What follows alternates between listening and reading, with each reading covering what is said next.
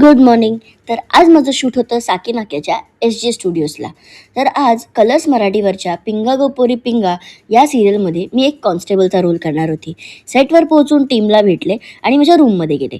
तर रूममध्ये जाऊन बघितलं तर सगळ्यात पहिलं मेकअप वगैरे सगळं सामान रेडी होतं आणि सीन लवकर लागणार होता, म्हणून मी पहिली मेकअपला बसले आणि फटाफट रेडी व्हायला लागले.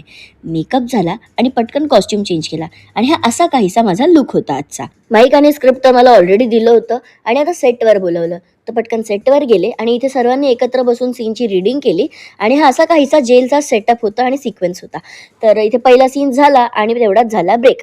पटापट जेवायला गेलो, जेवण केलं आणि पुन्हा सेटवर आलो, कारण आज खूप काम होतं. पण ही मांजर ना सारखी मध्ये मध्ये येत होती, ती आम्हाला कामच करून देत नव्हती. प्रत्येक वेळी सीन शूट होत असताना मधून फिरायची, त्यामुळे जरा ब्रेक घेतला आणि संध्याकाळची नाश्त्याची वेळ झालीच होती, तर नाश्ता करून घेतला आणि पुन्हा सेटवर आलो.